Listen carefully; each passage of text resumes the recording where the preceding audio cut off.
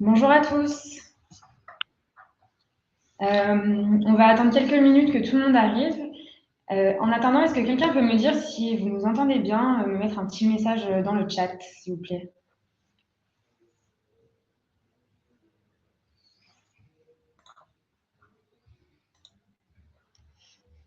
Merci. Merci. En attendant, je vous indique juste que la présentation et le replay seront disponibles dès la fin de l'événement. Si vous avez des questions, n'hésitez pas à les poser dans l'onglet questions en bas à droite de votre écran. Ça nous permettra de mieux les recenser.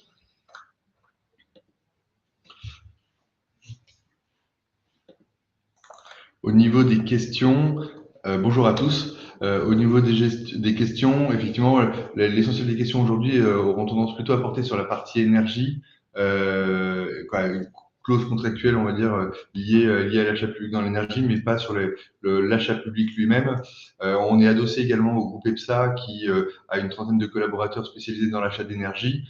Ils ne sont pas présents aujourd'hui, mais en tout cas, on fera passer les questions s'il y en a à ce niveau-là. Donc n'hésitez pas en tout cas à nous contacter par la suite si cela concerne l'achat public en lui-même. Voilà. Et si on ne peut pas vous répondre en direct. Donc on va commencer. Je me présente. Je suis Léa Cavalier. Je suis assistante marketing chez Enoctea et je suis accompagnée aujourd'hui de Yann Dolbeau qui est cofondateur d'Enoctea. Enoctea a été fondée en 2014 suite à l'ouverture des marchés.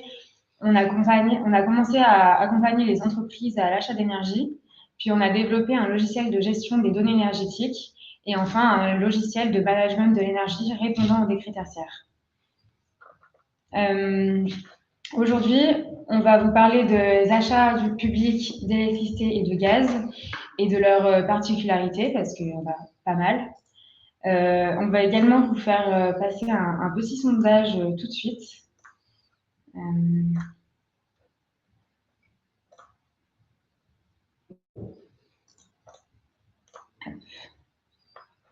Et je vous invite à y répondre.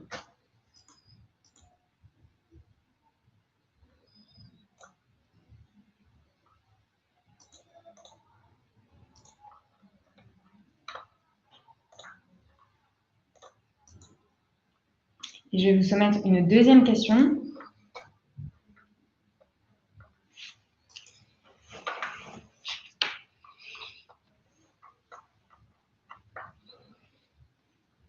Merci. Donc, je pense qu'on va commencer.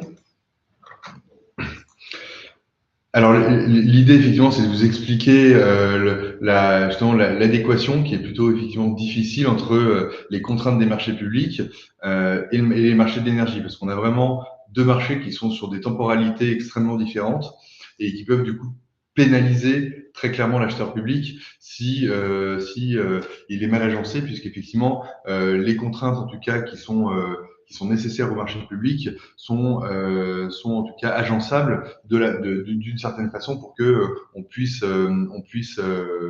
bien opérer dans le cadre des marchés de l'énergie. Typiquement, lors d'un marché public, il peut se poser la question assez simple de qui va notifier les attributaires, qui va signer les contrats d'énergie. Ça peut être des personnes différentes. Il peut y avoir le signataire qui doit avoir la validation d'une commission interne avant de pouvoir signer les contrats. Et donc, ce sont des choses qui sont vraiment à prendre en compte parce que si nous, comme on a eu pour le cas d'un client où la commission était prévue en septembre, sauf qu'en fait il fallait qu'il y ait une validation en juin, du coup il faut pouvoir être en capacité de réunir la commission auparavant et en tout cas prendre en compte ces différents délais qui sont des étapes obligatoires et qui du coup peuvent pénaliser la prise en compte des décisions au niveau marché de l'énergie. On a effectivement aussi dans les marchés publics et dans le cadre d'accords cadres, une fois qu'on a notifié aux attributaires le fait qu'ils aient été sélectionnés, on a donc la période du standstill qui permet justement à ceux qui ont été refusés de pouvoir rejeter la décision. Donc c'est toujours ces 11 jours aussi qui sont incompressibles, qui sont nécessaires dans les procédures et qui du coup peuvent impacter votre appel d'offres si jamais justement surtout vous êtes un petit peu dans l'urgence. On a justement eu le cas et en fait la procédure aussi c'est que vous pouvez toujours justement prolonger vos contrats actuels. Bon, c'est au bon vouloir du fournisseur actuel, mais souvent c'est des choses qui sont quand même faisables. Évidemment pas au même prix puisque les marchés ont fortement augmenté, mais par contre en tout cas il y a toujours la possibilité d'attendre le futur marché pour mettre en place tout ça. Et donc du coup d'autant plus que dans les marchés privés, dans les marchés publics, il faut absolument anticiper, notamment lié à toutes ces contraintes qui sont principalement temporelles, mais aussi qui peuvent être, comme on va le voir, contractuelles, parce que les choses doivent être cadrées à l'avance. Et donc, comme les marchés évoluent fortement, voilà, on a des choses qui sont à anticiper absolument.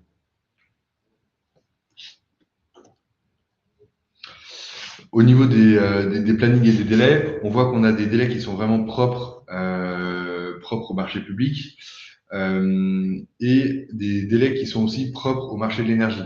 Typiquement, quand on va avoir une consultation sur un marché de type relativement ordinaire, entre la consultation, la demande de réponse des offres et des différents fournisseurs, on peut avoir des validités d'offres qui sont entre 90 et 180 jours entre justement la réception de l'offre et la date de notification de choix. Ça, c'est des choses qui sont toujours possibles en énergie, potentiellement possibles en ce moment parce que il risque d'y avoir tout simplement aucun répondant. Mais les prix, dans tous les cas, seront extrêmement élevés puisqu'effectivement, maintenir une offre d'énergie aussi longtemps, au-delà d'être quasiment impossible, il y a des primes de couverture de risque de la part des fournisseurs qui sont rajoutées au prix initial, au prix unitaire, et qui du coup sont extrêmement importantes. Donc ça pouvait être une solution qui était envisageable, on va dire, il y a 1 ou 2 ans, mais ce sont des choses qui malheureusement ne sont plus possibles aujourd'hui parce que les marchés sont tellement volatiles que quelquefois on peut avoir des offres qui vont durer maximum une journée. Voilà. Et effectivement, on voit donc dans une consultation type appel d'offres avec un accord cadre, le temps d'aller consulter et mettre en place oui, mettre en place la consultation pour l'accord cadre, on est sur une trentaine de jours. L'accord cadre lui-même peut durer, généralement dans l'énergie, il est opportun de mettre 3 ou 4 ans. Et les marchés subséquents, en moyenne, sont de 2 ans, mais effectivement, on va voir que l'avantage de faire un accord cadre et d'avoir des marchés subséquents, c'est qu'on peut lancer des marchés qui sont de durée aussi différentes, qui peuvent être d'1 an, 2 ans, 3 ans, et qui sont en tout cas activables et lançables tant que l'accord cadre effectivement est actif. Typiquement, si on fait le parallèle avec la consultation des fournisseurs dans le privé, on est généralement effectivement également sur des périmètres équivalents d'1 à 2 semaines sur la consultation fournisseur et les validités d'offres qui du coup sont d'1 jour maximum pour avoir une offre qui est pertinente au niveau prix, voire d'une demi-journée. Voilà. Donc, on voit effectivement l'inadéquation ou en tout cas la complexité de faire coller le marché de l'énergie qui a des prix effectivement qui sont sur un marché boursier, donc du coup qui changent tout le temps, et donc les validités d'offres sont extrêmement faibles. Là, on est très clairement sur des validités à la journée, avec des contraintes dans des cadres de contraintes de marché public qui peuvent être de plusieurs semaines, et donc du coup qui forcément en fait pénalisent l'acheteur public à cause de ces délais. On a mis des petites illustrations justement en bas, justement pour vous montrer, et je pense que vous n'êtes pas sans savoir et sans connaître les évolutions de prix qu'il y a eu récemment, mais effectivement on voit bien typiquement un fournisseur qui vous ferait une offre en février 2022 ne peut pas la garder 3 mois, ne serait-ce que avec le pic qu'on a vécu justement en mars suite au début du conflit, qui a fait exploser les prix. et du coup qui n'est pas tenable dans une offre de prix, même qui est, on va dire, couverte. Le fournisseur en soi serait obligé d'annuler son offre. La principale difficulté qu'on a dans l'achat d'énergie, c'est qu'elles sont très diverses. En fait, effectivement, les fournisseurs ont des multitudes de possibilités de répondre, que ce soit en termes de durée, d'indexation, de type d'offre. Il y a de la complexité parce qu'il y a beaucoup de mécanismes différents, notamment dans l'électricité, avec un empilement des coûts, et chacun de ces mécanismes peut être variable, peut être soumis à réglementation, etc.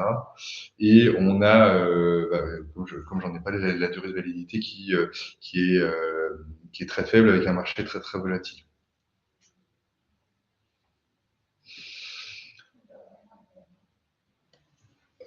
L'idée de ce slide, c'est vraiment de voir les grands principes justement entre l'accord cadre et le marché subséquent, et l'avantage de passer par ce type d'achat, notamment dans le cadre de marché d'énergie. Effectivement, c'est surtout à mettre en contraste avec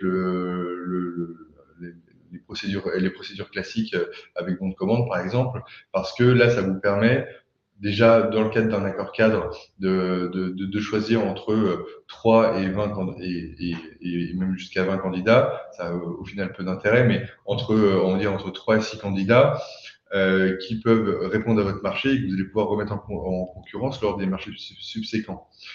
L'avantage d'un marché subséquent qui intervient dans cet accord cadre, c'est que vous allez pouvoir lancer justement 10 jours avant une demande de cotation qui sera valable justement un jour, et du coup vous pouvez dans ce cadre-là coller au marché de l'énergie, puisque les demandes que vous allez faire seront en concordance avec ces marchés-là. Et tant que l'accord cadre est actif, vous avez la possibilité du coup d'anticiper et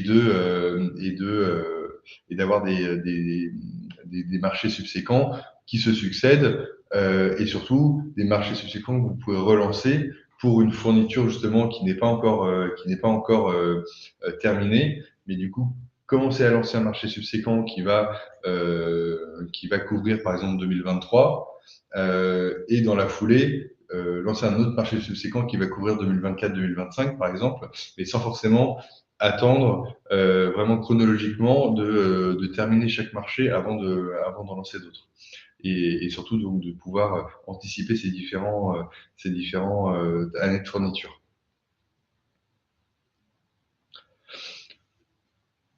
Ce qu'il faut bien avoir en tête, effectivement, dans l'accord cadre et le marché subséquent, effectivement, on a l'accord cadre qui fixe les règles, mais qui fixe effectivement toutes les règles de fixation de prix et de clauses contractuelles. Donc, c'est pour ça que là, il faut, c'est un mécanisme qui est très intéressant, mais où il faut vraiment, justement, travailler son dossier de consultation dans le détail, puisque il faut pouvoir jouer avec les règles actuelles, pouvoir potentiellement anticiper des règles qui seraient à venir, ou mécanismes ou changements de marché qui pourraient intervenir. Effectivement, là, on est dans un contexte très contraint actuellement, très très changeant. On sait qu'il va y avoir des modifications assez importantes, notamment typiquement dans le cadre du mécanisme de l'AREN qui doit être réformé dans tous les cas avant fin 2025, mais qui va très certainement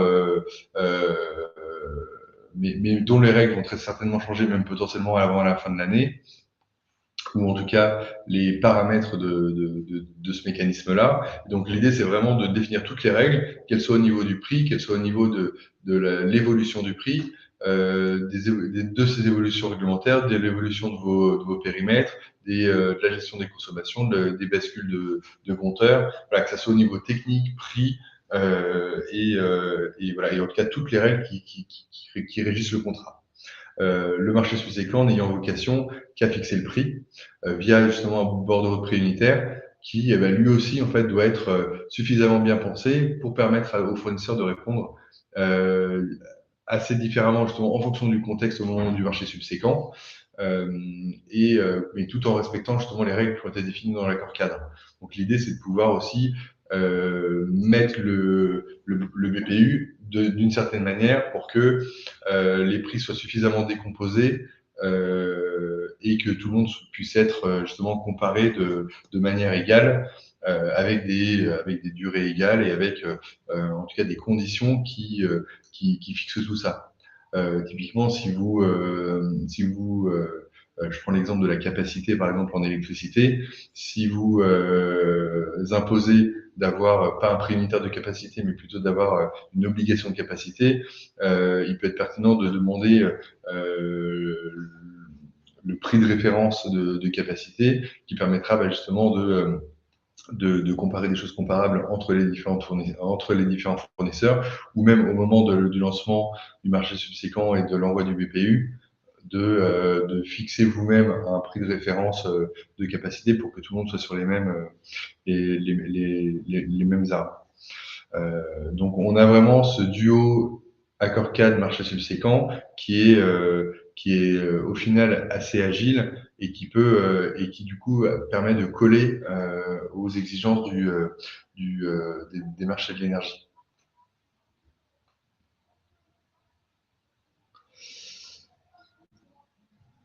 Là, on voulait faire un focus justement sur les différents prix et les clauses à demander pour bien prendre en compte l'AREN dans le cadre de marché public. Effectivement, l'idée, comme on le disait, comme l'accord cadre permet de fixer les règles et toutes les règles de vos futurs contrats énergétiques, il faut vraiment laisser le maximum de liberté aux fournisseurs pour choisir les différentes formules de prix. Et surtout pouvoir anticiper justement des changements, notamment dans ce mécanisme-là. Typiquement, vous n'êtes pas sans savoir effectivement que le volume justement alloué justement à la REN est de 100 TWh. Et donc l'idée, c'est aussi que dans les offres, typiquement, vous puissiez demander aux fournisseurs d'indiquer le volume alloué. Est-ce qu'il est garanti? Est-ce que ça prend en compte justement vous prenez en compte de potentielles évolutions de prix? Comment ça sera réimpacté dans les prix? Est-ce que vous pouvez anticiper l'écrêtement? Et si oui, à quel pourcentage? Est-ce que vous pouvez anticiper le prix de remplacement? Et si oui, comment? Voilà, donc ça c'est des choses qui sont vraiment à prendre en compte parce que, comme je vais vous le montrer juste après, on a ces mécanismes-là permettent d'avoir un prix final qui peut être sensiblement différent et donc du coup qui optimise très grandement justement le budget des achats publics. On sait que les prix remplis effectivement dans le cadre de l'accord cadre ne sont qu'indicatifs et donc ils sont effectivement difficilement prenables en compte pour fixer un budget plafond parce qu'effectivement on voit que si on passe un accord cadre avec un budget plafond début ou même fin 2021 et qu'on relance un marché subséquent aujourd'hui, on a le double des prix. Voilà, donc l'idée, c'est de donner ces différents budgets pour en tout cas avoir une idée de ce que pourraient être les marchés subséquents. Au niveau de la REN, pourquoi c'est important de prendre en compte les différents paramètres effectivement de tout ça, c'est qu'on voit que si on a un prix de fourniture qui est comme à gauche, justement avant l'écrêtement, vous avez eu 100% de votre volume qui a été acheté, une partie au marché et 100% de vos droits ici qui sont à 42 €.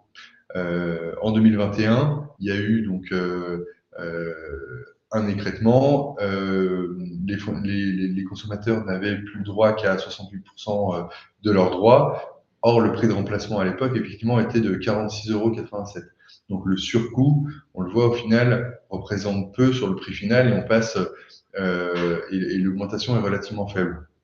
Avec la crise et l'augmentation des prix fin 2021, on voit que l'écrêtement pour l'année 2022 a été sensiblement différent puisque on a eu déjà beaucoup plus d'écrêtements. Les consommateurs n'avaient en moyenne plus que 62 € de leurs droits, 62% pardon, de leurs droits, et le prix de remplacement surtout était autour de 200 € du mégawattheure.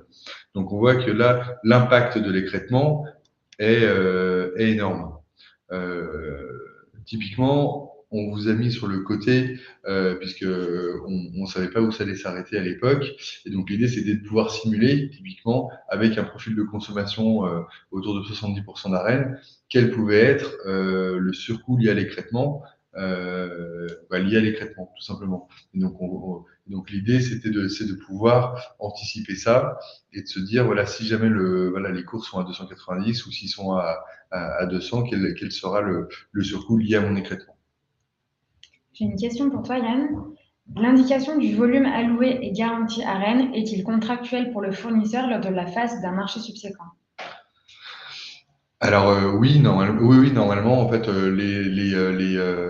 l'indication du volume à Rennes, alors déjà il est normalement censé être le même quel que soit le fournisseur, hein, puisque votre volume à Rennes il est calculé en fonction avec des règles qui sont réglementaires, qui sont définies pour tout le monde de la même façon, en fonction de ce qu'on appelle les heures de basse consommation. Et donc effectivement le volume alloué il est effectivement contractuel parce que d'une part, ça va pour permettre de définir effectivement votre quote-part de prix qui sera à 42 € actuellement.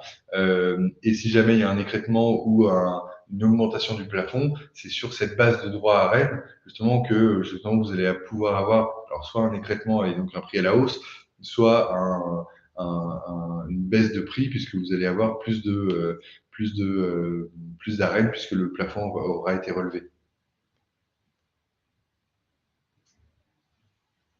Merci.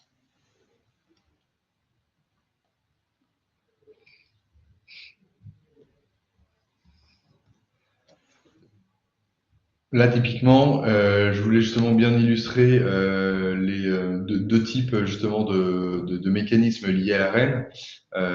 On a le mécanisme relativement basique qui est j'achète mon énergie et en fait quand vous achetez votre énergie avec de la reine dedans, qu'est-ce qui se passe? Ce sont les deux premières colonnes, c'est-à-dire que vous achetez 100% de votre prix au marché et simultanément vous allez revendre 100% de vos droits. Donc facialement vous allez avoir un prix de 51 € par rapport aux 100 €, on va dire, de marché. C'est juste une simulation, ça ne correspond pas au prix actuel. Mais si vous aviez un prix de marché à 100 €, vous allez vous retrouver avec un prix facial à 51 €. Sauf que il va y avoir un écrêtement de 40%, et avec un prix au moment de l'écrêtement et au moment du guichet au début décembre, qui sera autour de 200 €. Et donc, le surcoût lié à l'écrêtement va rajouter 54 €. Donc en fait, votre prix final, il sera plus du tout de 51 €, mais il sera de 104 €.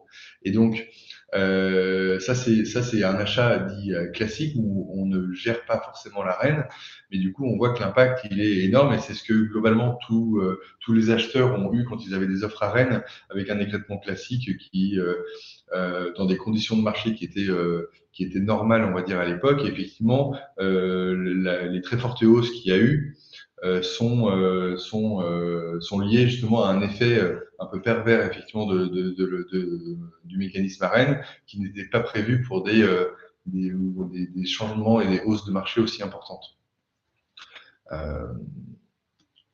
Ce qu'on peut voir effectivement sur typiquement une autre stratégie liée à la gestion du risque AREN, c'est de demander des offres qu'on appelle AREN sécurisées ou des offres marché sur lesquelles on peut soi-même choisir le pourcentage d'écrêtement que l'on pense qui va arriver. Voilà. Et donc typiquement, dans cet exemple, on se dit, j'achète toujours ma fourniture à 100, sauf que je ne revends pas 100% de mes droits AREN parce que je sais qu'il va y avoir un écrêtement et je ne revends que 60% de mes droits à Rennes. Donc, si je ne revends que 60% de mes droits à Rennes, forcément, mon bénéfice facial, il sera bien moins élevé. Donc, j'aurai un prix facial qui sera à 70 €. Sauf qu'au moment de l'écrêtement, comme je l'aurais anticipé, je n'aurai pas de surcoût lié à l'écrêtement. Et donc, au moment où le prix sera à 200 au lieu de 100, moi, mon prix va rester le même. Et donc, mon prix final sera de 70 €. Donc, on voit bien que le fait de gérer l'arène dans un contexte haussier peut faire des écarts assez quoi, même très importants. On a 30% de différence entre le prix final de quelqu'un qui a laissé le marché gérer son écrêtement ou si vous l'avez vous-même géré en laissant la possibilité notamment aux fournisseurs de vous faire ce type d'offre. Voilà. Une deuxième question. Si je comprends bien, je possède 80% de base à Rennes pour 2023 issus du contrat marché subséquent. S'il y a un écrêtement, je n'aurai pas 80%, mais 70% par exemple.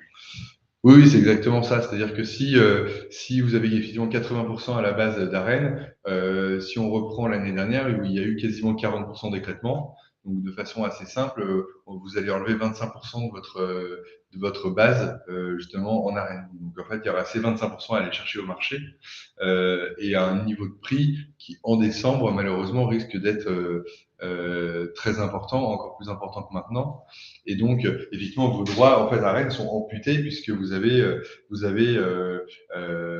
bah justement, en fait, c'est le principe du mécanisme à Rennes tel qu'il est actuellement, c'est que vous avez 100 TWh qui sont alloués aux fournisseurs alternatifs. Tout le monde en demande 180, et donc du coup, il y a la quote-part que vous deviez avoir en fait est d'autant diminuée du surplus qui a été demandé.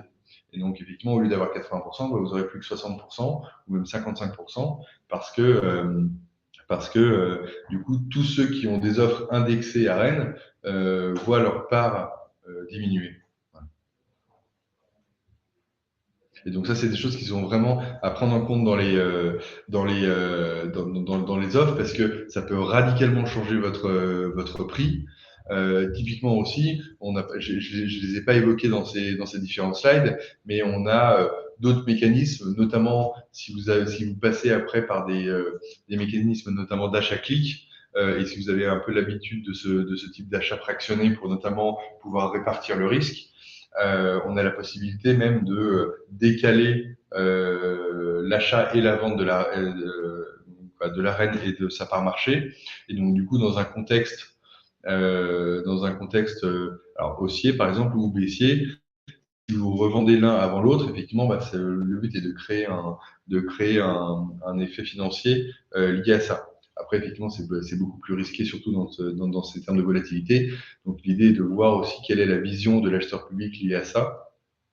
Est-ce qu'il est prêt à prendre ce risque ou pas? Voilà. Mais est-ce qu'il est prêt aussi à prendre cette opportunité ou pas? Voilà. Donc là, on a fait un focus effectivement que sur la part arène, mais en fait, quasiment tous les mécanismes qui sont compris dans la facture sont du même type. On a notamment le mécanisme des C2E, les mécanismes de capacité.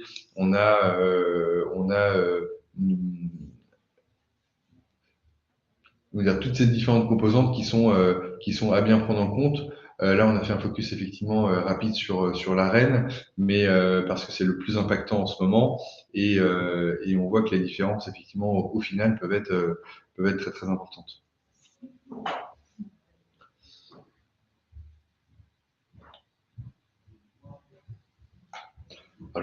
Alors, je ne sais pas si vous avez des questions. Effectivement, on a fait un focus assez rapide, effectivement, sur ce mécanisme là, sur l'achat public en général et sur effectivement l'intérêt de passer par justement une procédure type appel d'offres, accord cadre et marché subséquent par rapport à une procédure classique.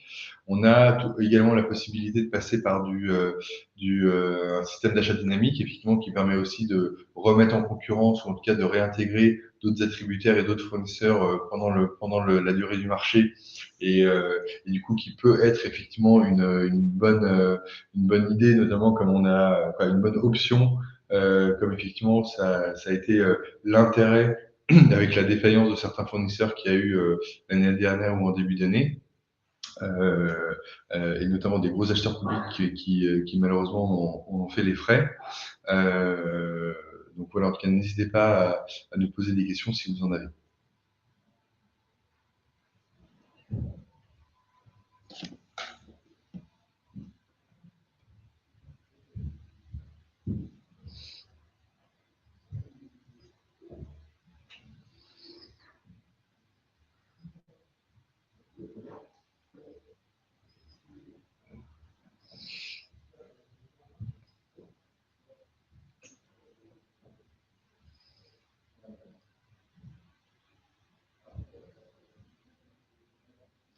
Alors, justement, pour reprendre le résultat des sondages justement qu'on vous a donnés, je ne sais pas d'ailleurs si vous avez les résultats également, mais on a effectivement la majorité effectivement de, des participants justement qui ont passé notamment les dernières consultations avec des accords cadres avec marché subséquent. On en a également certains qui ont 20% qui ont passé des consultations classiques. Donc les consultations classiques peuvent toujours être pertinentes, mais principalement pour des petits périmètres et des petits acheteurs publics. Donc c'est des choses qui sont toujours possibles. Et effectivement, les systèmes d'acquisition dynamique, effectivement, pour le coup, sont un peu plus, un peu moins répandus puisque relativement nouveaux entre guillemets, mais ont cette vertu et possibilité justement d'intégrer différents fournisseurs au fur et à mesure. On a également certains des acheteurs ou en tout cas certains participants qui ont des marchés à renouveler effectivement d'ici un an. Notre seul et principal conseil effectivement c'est faites-le tout de suite, anticipez directement, passez votre accord cadre parce que ça vous permettra justement de pouvoir lancer votre marché subséquent quand justement l'opportunité de marché sera là. Et donc vous avez tout intérêt à avoir en tout cas le cadre justement d'achat qui est déjà défini pour pouvoir justement pouvoir saisir les opportunités de marché ou en tout cas ne pas subir le marché. On a deux questions. Quels sont les fournisseurs alternatifs fiables? Alors les fournisseurs alternatifs fiables, il y en a beaucoup. J'ai envie de dire quasiment tous. Effectivement, je vais pas vous faire là ici la liste de tous les fournisseurs alternatifs fiables. Nous, on suit également la notation financière des fournisseurs, puisqu'effectivement, d'ailleurs, alternatifs, il y a des gros fournisseurs alternatifs. Typiquement, si on prend même Engie, ils sont fournisseurs alternatifs sur l'électricité, puisque à la base, ils sont historiques que sur le gaz, et EDF sont fournisseurs alternatifs de gaz. Donc effectivement, on a beaucoup de fournisseurs alternatifs qui sont très bons. Nous, il y en a avec lesquels effectivement on n'ira pas forcément. Ce qu'il faut, c'est surtout choisir des fournisseurs qui sont adaptés à votre profil de consommation également, qui sont en capacité de répondre à vos attentes contractuelles. Et puis après, effectivement, vous pouvez puisque les fournisseurs le font également, mais vous pouvez aussi imposer potentiellement des critères aussi de notation financière. Donc les fournisseurs effectivement seront fiables aussi en fonction de vos critères. C'est-à-dire que si la facturation typiquement peut être un critère déterminant, le fait d'optimiser le prix peut être le critère prépondérant. Voilà, l'idée c'est vraiment de bien définir son accord cadre pour pouvoir voir lesquels sont les plus fiables à votre niveau. Au vu de la conjoncture actuelle, est-ce que des achats clics sur des contrats de 3 ans paraissent une bonne idée? Sécuriser 50% de 2024 cet été, puis un clic sur 2023 par exemple, idem pour 2025. Et est-il possible d'allonger à 4 ans le contrat? Alors oui, dans tous les cas, un achat clic effectivement est pertinent parce que même si le marché est haussier, il y a tout de même des variations et ça permet, alors même si justement ce marché est haussier, ça permet de gérer les risques. Effectivement, la stratégie de commencer à fixer typiquement 2024 maintenant, effectivement, est bonne vu la conjoncture. Parce que nous, effectivement, c'est aussi ce qu'on a tendance à conseiller en ce moment à nos clients. Alors après, ça dépend de leur contexte à eux, mais effectivement, commencer à sécuriser 2024 et globalement acheter au plus vite 2023 si vous ne l'avez pas est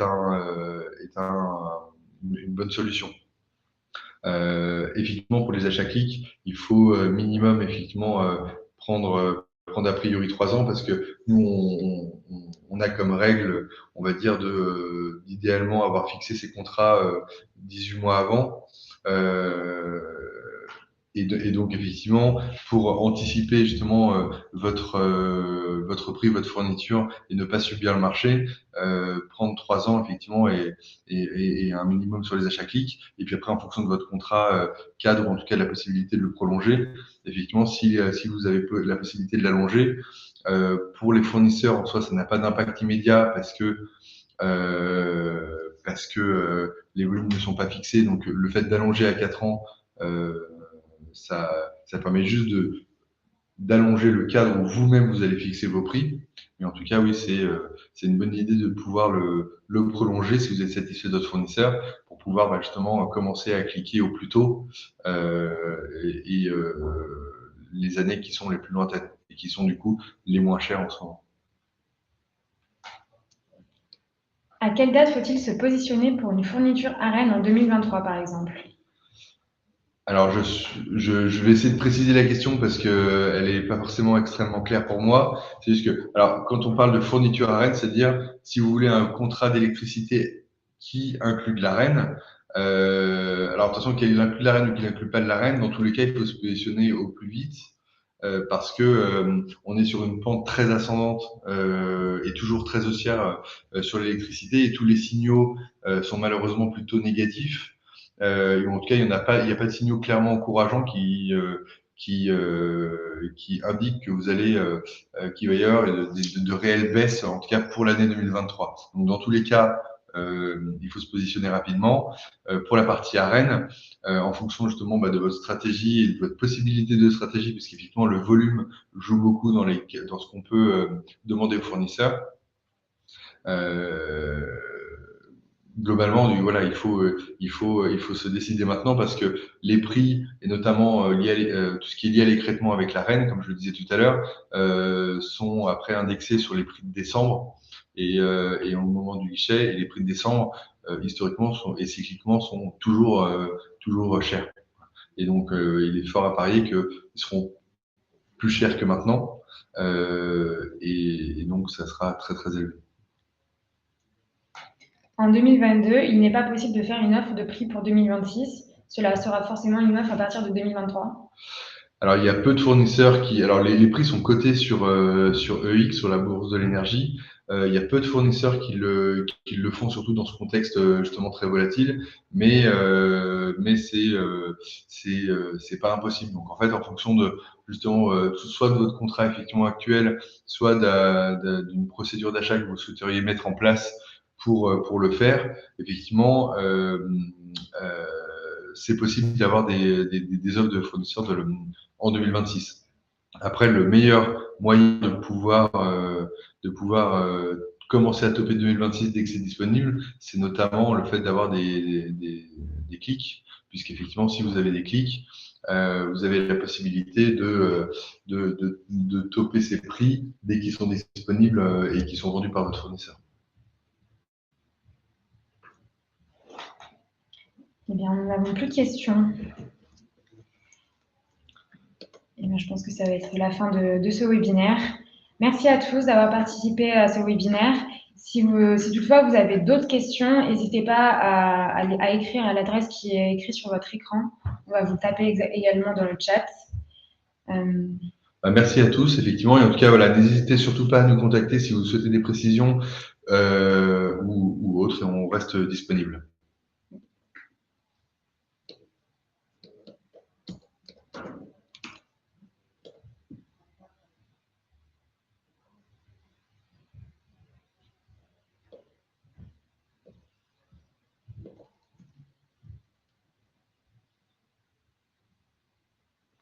Merci à tous. Merci, au revoir, Au bon revoir. appétit.